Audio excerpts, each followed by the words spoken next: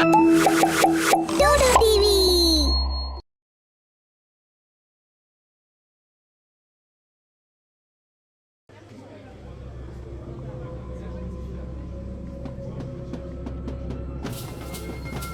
आज नीरज की बीवी प्रिया की गोद भराई थी। सब लोग बहुत खुश थे। नीरज की माँ दादी बनने वाली थी। इस खुशी से वो फूले नहीं समा रही थी। बहू, आज मैं कितनी खुश हूँ बता नहीं सकती। मैं दादी बनने वाली हूँ। आज तुम्हारे बाबूजी जिंदा होते तो मुझसे भी ज्यादा खुश होते। तभी वहां नीरज आ गया। माँ ये लो, तुम्हारी सारी मिठाइयाँ ले आया हूँ। अब सब कुछ तैयार है। सारे लोग भी आ गए हैं, पर अभी तक भैया नहीं आए। वो तो आ रहे हैं ना माँ? नीरज की ये बात सुन नीरज की माँ एकदम चुप हो जाती है।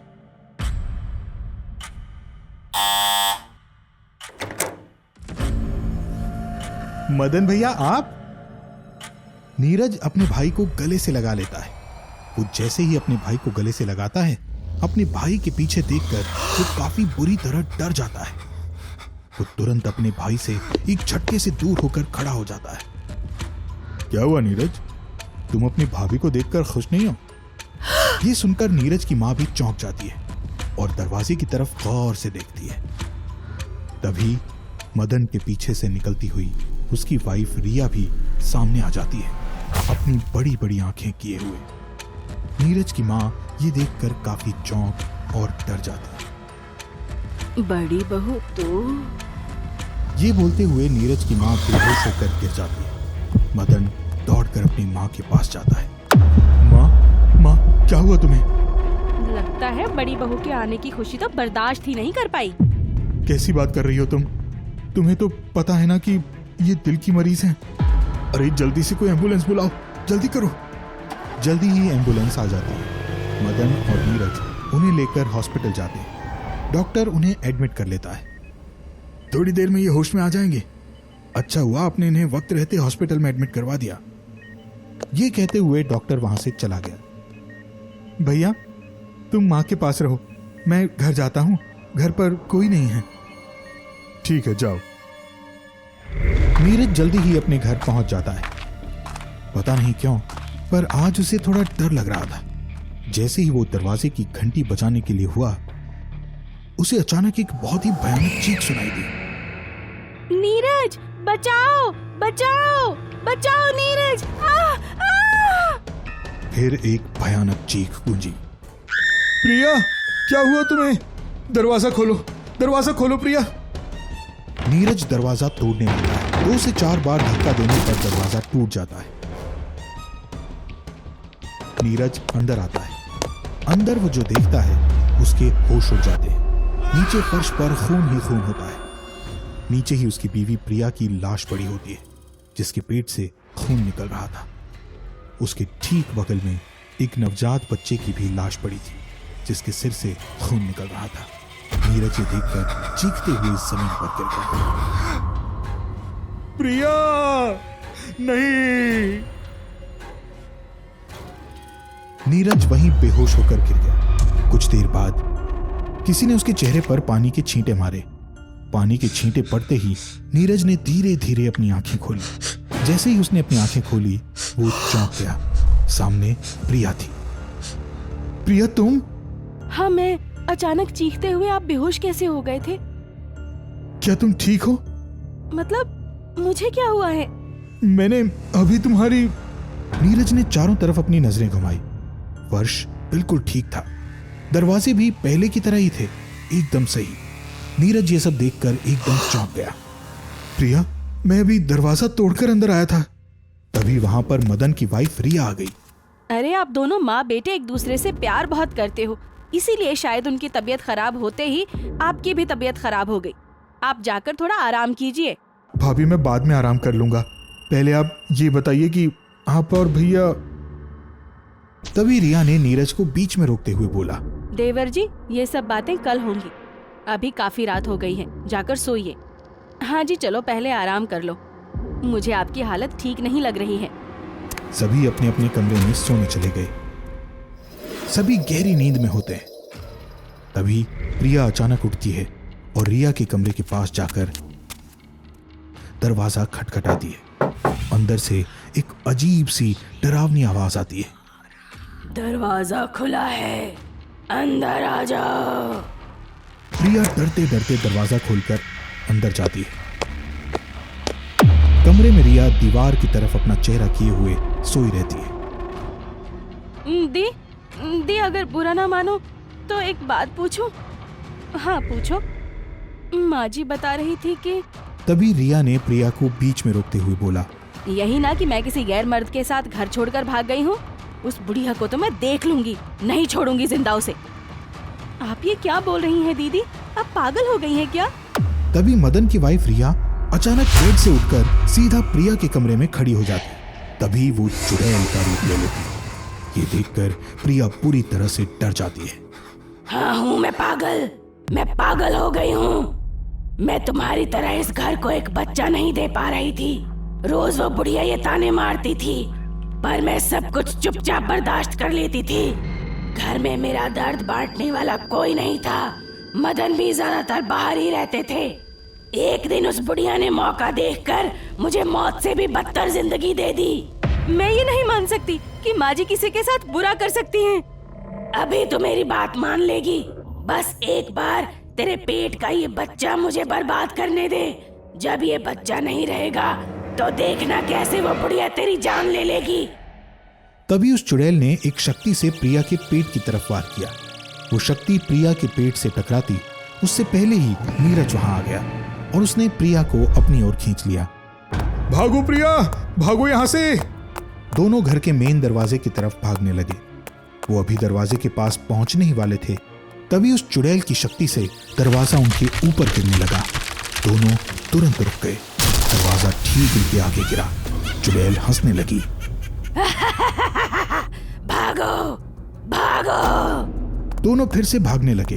तभी उस चुड़ैल ने उन दोनों को हवा में ऊपर उठा दिया। दोनों चीखने लगे। तभी वहां मदन अपनी माँ के साथ पहुंचा। माँ का हाल देख वो काफी डर गया। तभी गुस्से में वो बोला, माँ सही कह रही थी रिया, तू एक डायन है। एक बच्चे की चाहत में तू पहले किसी और के साथ घर से भाग गई और अब तूने काली शक्तियां भी सिद्ध कर ली। माँ ये अचानक मुझे गांव के सिमहाने पर मिली और रोने लगी कि मुझे माफ कर दो, मैं अब वापस तुम्हारे पास आना चाहती हूँ। मैं भी इसके आंसुओं से पिघल गया और इसे घर ले आया, पर तुम रिया, छी छी, एक बच्चे के लिए तुम और कितना गिरोगी। ये बात इस बुढ़िया से क्यों नहीं पूछते? एक बच्चे की खातिर इसने मुझे जीते जी मार दिया। इसने मुझे इस गांव से बहुत दूर एक पागल खाने को पैसे देकर मुझे उसमें भर्ती करवा दिया ताकि वो तुम्हारी दूसरी शादी करवा सके। पागल खाने वालों ने मुझे बहुत टॉर्चर किया और एक जेल में कैद कर दिया, जहां मैंने इन काली शक्तियों की सिद्धि ली और उन सबको मारकर अपना बदला लिया। अब मैं इस बुढ़िया से अपना बदला लूंगी। मुझे माफ कर दे बहू, मुझसे गलती हो गई। एक पोते की चाहत में मुझसे बहुत बड़ा पाप हो गया। मुझे माफ कर दे बहू। तुझे और माफी? बुढ़िया, तो जैसे को तो मौत से भी भयानक सजा मिलनी चाहिए। तभी उस चुड़ैल ने नीरज की माँ की दोनों आंखें अपने नाखून से खींच कर बाहर निकाल दी और उसका सर धड़ से अलग कर दिया। मदन रोने लगा। नीरज और प्रिया हवा में ही चीख रहे थे, माँ, माँ, रिया, तुमने माँ को मारकर अपना बदला ले लिया, पर इन सबको छोड़ दे, भले तू मुझे मार दे, इन लोगों ने तो तेरा कुछ नहीं बिगाड़ा है। तभी वो चुड़ैल काफी शांत हो गई। मत रो मदन, मैं तुम्हारे आंसू नहीं देख सकती। मैंने काली शक्तियों की देवी से वादा किया था कि जैसे ही मेरा बदला पूरा होगा मैं उनकी दुनिया में चली जाऊंगी। मैं जा रही हूँ मदन, तुम लोग अच्छे से रहो। चुड़ैल अचानक वहां से गायब हो गई। दोनों भाइयों ने एक दूसरे को गले से लगा लिया।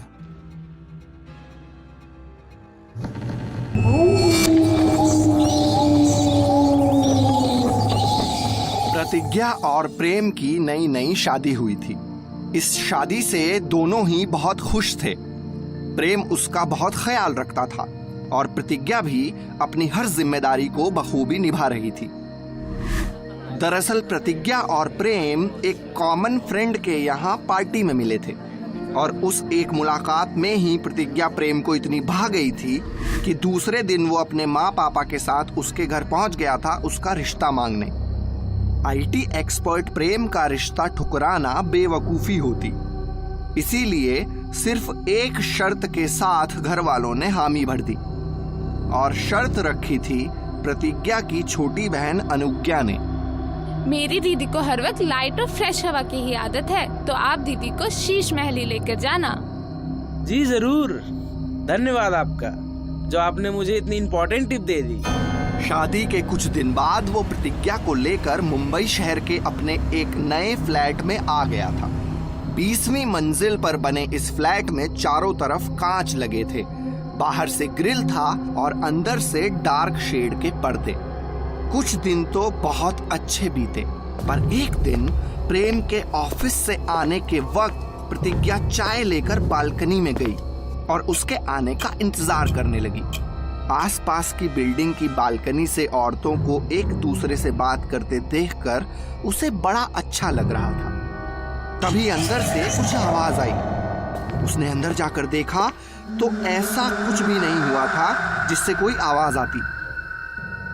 फिर उसका ध्यान ग्लास विंडो पर गया। वहां उसे पर्दे के उस पार से ऐसा प्रतीत हुआ कि कांच पर किसी की बड़ी बड़ी 2 हथेलियां हैं। ये हथेलियां किसकी हैं? कोई चोर है क्या? वो हथेलियां सरकने लगती हैं।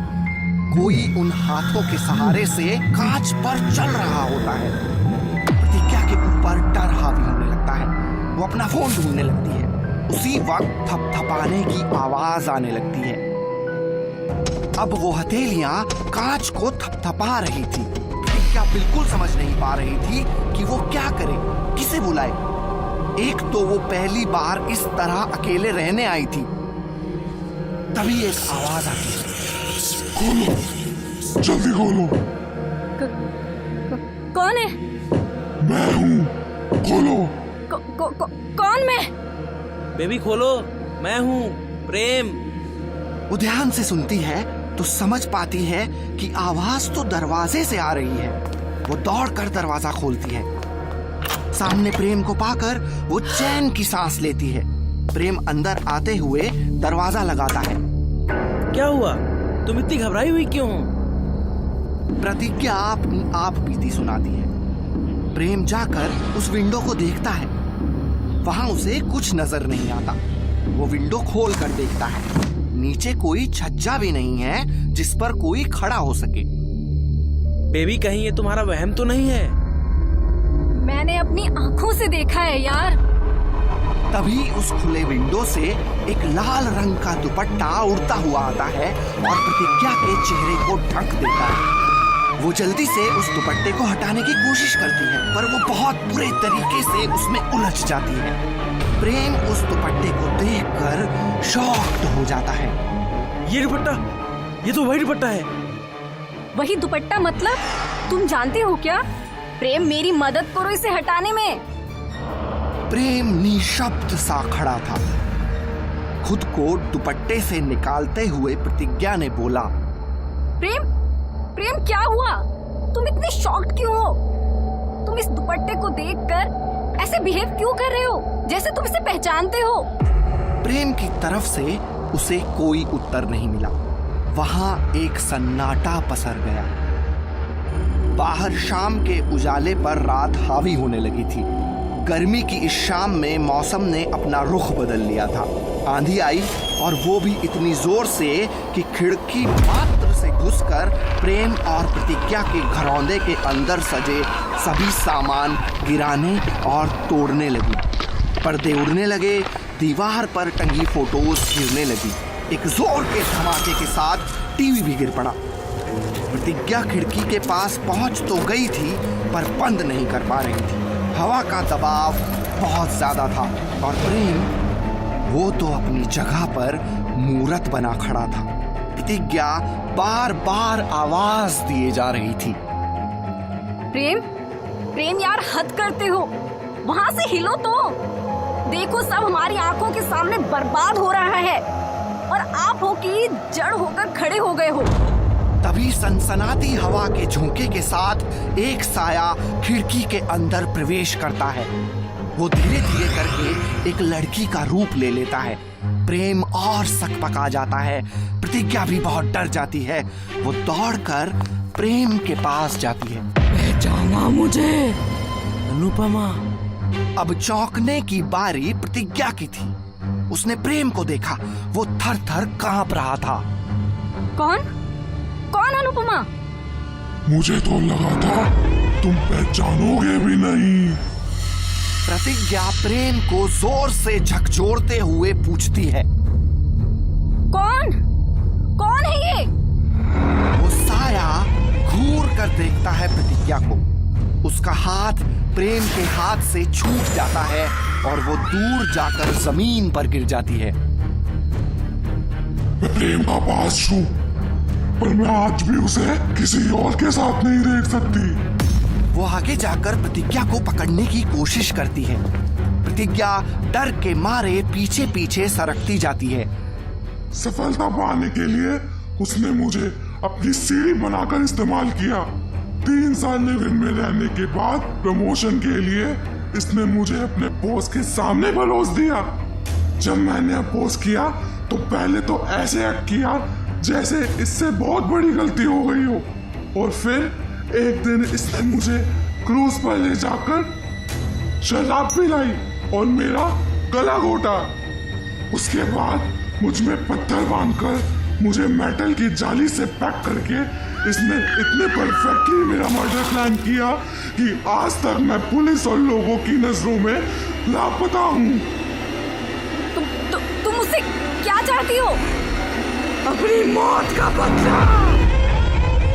इतना कहकर वो साया प्रतिज्ञा के शरीर में प्रवेश कर जाता है और उसी की चुन्नी का फंदा बनाकर पंखे से लटक जाता है। प्रेम रोकने की कोशिश करता है, पर उस साये से प्रतिज्ञा को नहीं बचा पाता है। वो साया प्रतिज्ञा के शरीर को छोड़कर बाहर निकल जाता है। प्रेम जल्दी से प्रतिज्ञा को नीचे उतारता है, पर तब तक वो मर चुकी होती है। तुमने मेरे किए की सजा इसे क्यों दी? तुम्हारे साथ मैं नहीं रह पाई तो किसी और को तुम्हारे साथ कैसे रहने दूंगी? इसमें इसकी क्या गलती थी? तुमने वो कहावत नहीं सुनी, गेहूं के साथ खून को भी पिसना पड़ता है। वो साया हंसते हुए उसी खिड़की से बाहर चला जाता है और प्रेम वहीं बैठकर रोता रहता है।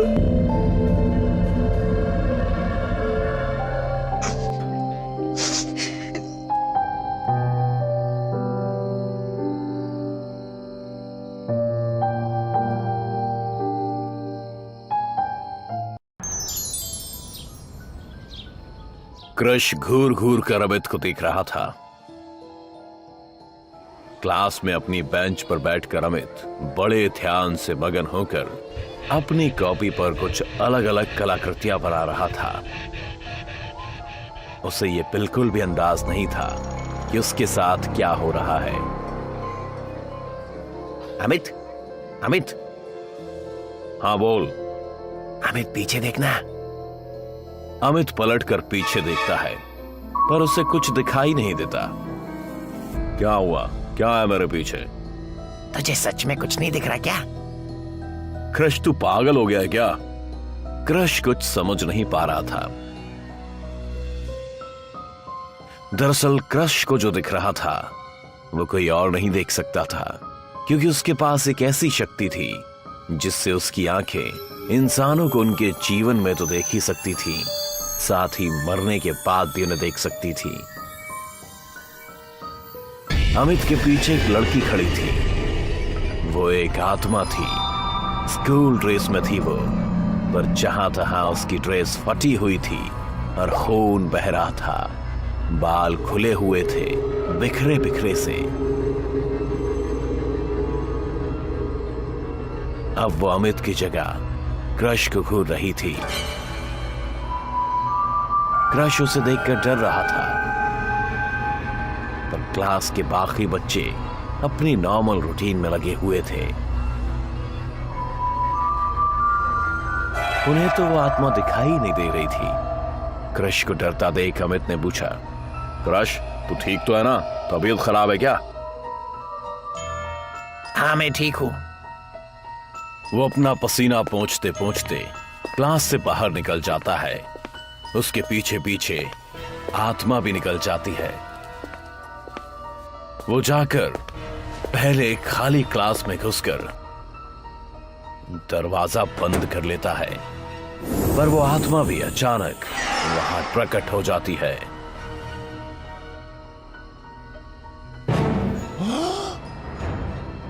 वो जल्दी से दरवाजा खोलकर बहुत तेजी से छत की तरफ भागता है।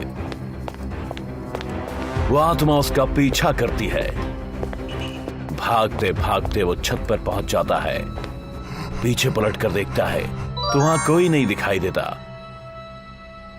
पर जैसे ही वापस आके मुड़ता है तो आत्मा वहीं खड़ी रहती है। क्रश जोर से डर कर चिल्लाता है, तुम मुझे देख सकते हो? हाँ, पर तुम मेरे पीछे क्यों पड़ी हो? तो मेरी मदद भी कर सकते हो? नहीं, बिल्कुल नहीं। सुनो, मुझे तुम्हारी मदद की बहुत जरूरत है। उसके डर से पीछे पीछे सरकते हुए क्रश जमीन पर गिर जाता है और वहीं बैठ जाता है। वो आत्मा उसके पास आती है और उसके पास बैठ जाती है। तुमने मुझे पहचाना नहीं क्या? नहीं, और मैं पहचानना भी नहीं चाहता। अमित तुम्हारा दोस्त है क्या? हाँ। उसके गले में एक ताबीज है, क्या वो तुम मुझे लाकर दे सकते हो? तुम मुझे दिख रही हो पर बाकियों को नहीं दिख रही। इसका मतलब है तुम एक आत्मा हो। तो तुम्हें ताबीज की क्या जरूरत पड़ गई? तुम जैसों से बचने के लिए तो जिंदा इंसान ताबीज पहनते हैं। हाँ, मैं एक आत्मा हूँ, पर यह जरूरी तो नहीं कि सारी आत्माएं बुरी और ताकतवर हो। मतलब तुम कहना चाह रही हो कि तुम बुरी नहीं हो और नहीं तुम ताकतवर हो? हाँ। तो मुझे इतनी देर से डरा क्यों रही थी? मैं कहाँ डरा रही थी? तुम मुझे देख सकते थे, इसलिए मैं तुम्हारे पास तुमसे बात करने आ रही थी। तुम कौन हो? तुम मुझसे चाहती क्या आखिर? अमित के दादाजी बहुत बड़े तांत्रिक हैं। अपने जीवन में बहुत सी बुरी आत्माओं का सर्वनाश किया था, पर कुछ साल पहले एक बुरी आत्मा से लड़ते लड़ते उनकी मौत हो गई और मरते मरते उसके दादाजी ने उसकी सुरक्षा ताबीज घर में ही कहीं छुपा दिया था, जो अब अमित के गले में है। उसके बाद उस आत्मा ने अमित को अपना निशाना बनाना चाहा, पर उस सुरक्षा ताबीज की वजह से वह बच गया। गुस्से में आकर उस बुरी आत्मा ने अभी थोड़ी देर पहले मुझे मार दिया और अब मुझसे ताबीज लाने को कहा है, वरना वो स्कूल के बाकी बच्चों को भी मार डालेगा। मैं तुम्हारी बातों पर कैसे भरोसा कर लूं? स्कूल के पीछे झांक कर देखो। कृष्णा झांक कर देखता है तो वहां एक बहुत ही डरावनी सी चुड़ैल उसे दिखाई देती है। वो हुकारते हुए इधर उधर भटक रही होती है। वो अंदर नहीं आ पा रही क्या? स्कूल को अमित के दादाजी ने ही प्रिंसिपल के कहने पर बांध दिया था, इसलिए वो दुष्ट आत्मा अंदर नहीं आ पाएगी। तभी पीछे से कृष को ढूंढते हुए अमित वहां आ जाता है। कृष उसे सारी बात बताता है। अमित भी छत से नीचे झांक कर उस चुड़ैल को देखता है।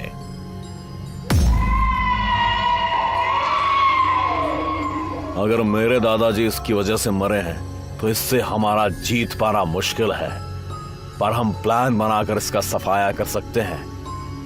वो लोग प्लान बनाते हैं और प्लान के मुताबिक क्रश ताबीज लेकर उस चुड़ैल के पास जाता है। वो क्रश के हाथ में ताबीज देखकर पागल होने लगती है। तभी ऊपर से उसी स्कूल के आंगन में बने कुएं का पवित्र जल अभिमंत्रित करके अमित उस बुरी आत्मा पर फेंक देता है और क्रश उस ताबीज को जैसे ही उस बुरी आत्मा से सटाता है, वैसे ही वो चुड़ैल धुआं बनकर हवा में उड़ जाती है। अमित क्रश का हाथ पकड़ लेता है और उसकी शक्ति के माध्यम से मुड़कर आत्मा की तरफ देखता है। मुझे माफ कर दो, मेरी वजह से तुम्हारी जान गई। हो सकता है मेरी जिंदगी इतनी ही हो, पर मुझे खुशी है कि तुम्हारी और क्रिश की मदद से स्कूल के बाकी बच्चों की जान बच गई। मैंने पहले तुम्हारा भरोसा नहीं किया, उसके लिए मुझे भी माफ कर दो। तुम लोग अपना ख्याल रखना और तुम दोनों अपनी अपनी शक्तियों का इस्तेमाल जन कल्याण के लिए ही करना। इतना कहकर वो आत्मा भी हवा में गायब हो गई।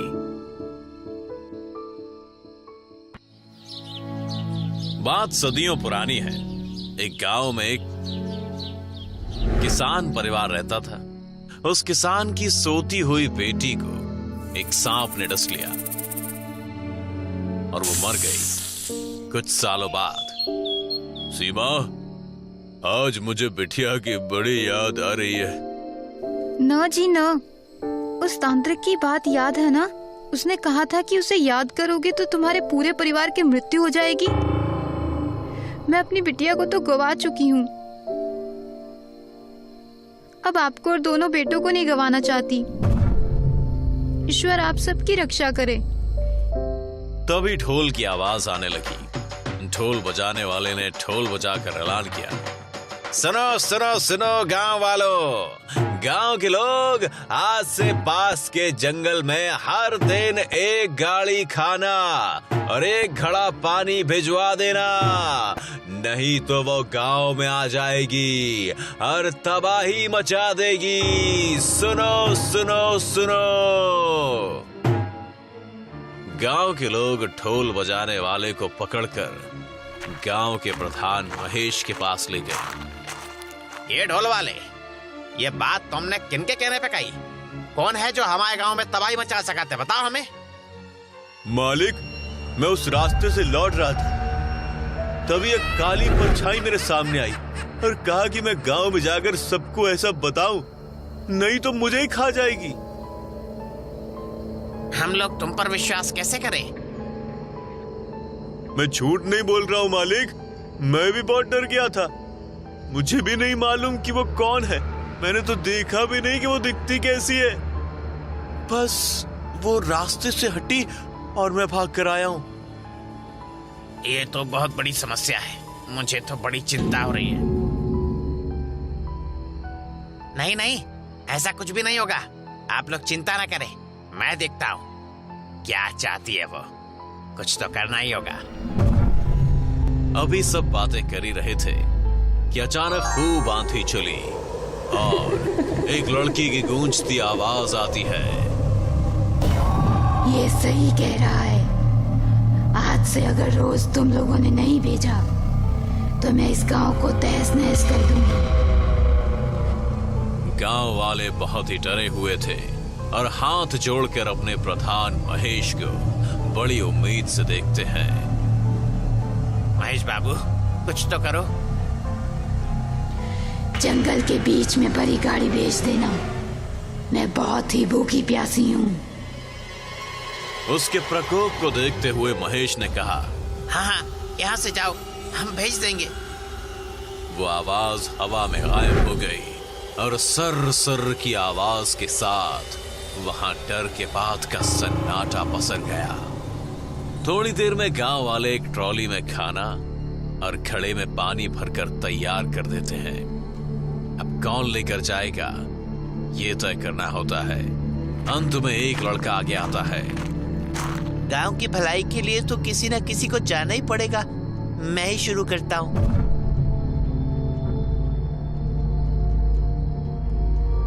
और वो ट्रॉली लेकर निकल जाता है। उसके माता पिता रोते रहते हैं और महेश भी बहुत परेशान दिखता है। वो लड़का लौटकर नहीं आता है।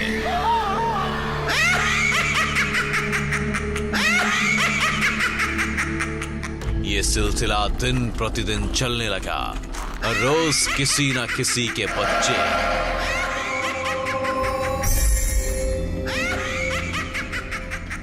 बलि का बकरा बनने लगे। उनके घर से रोने चिल्लाने की आवाजें आती। एक दिन महेश के यहां एक मेहमान आया।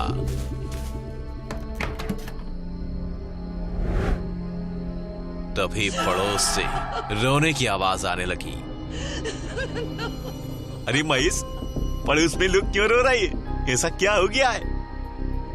क्या बताऊं भाई, ऐसी बात है कि हर रोज एक ना एक घर का बेटा जान समझकर मरने जाता है। अगर नहीं भेजा तो एक ही दिन में पूरा गांव उजड़ जाएगा।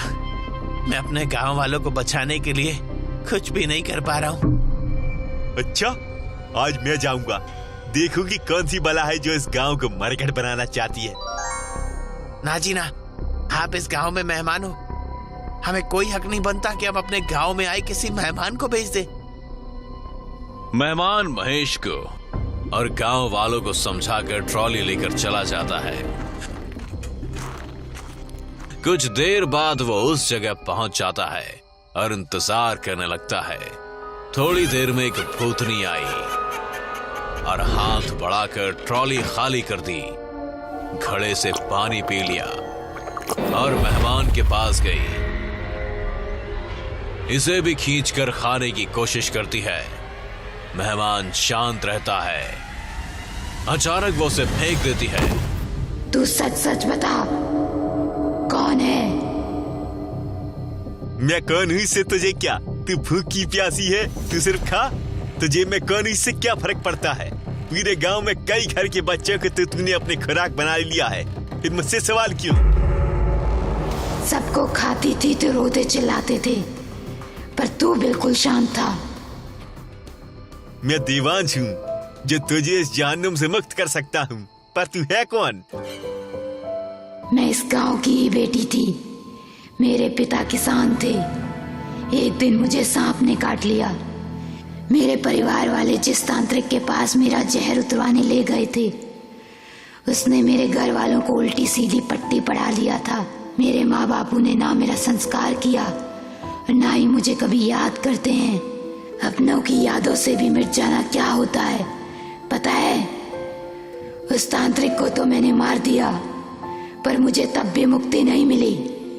अब मुझ भूतनी की प्रकृति ऐसी है कि किसी न किसी को शिकार तो बनाना पड़ेगा।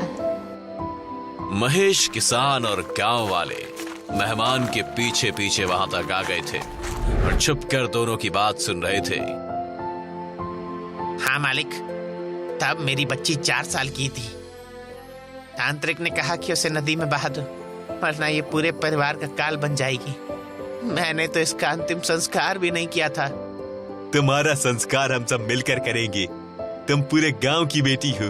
तुम्हारे साथ अच्छा नहीं हुआ बेटी, लेकिन आज के बाद तुम गांव वालों के साथ कुछ भी गलत नहीं करना।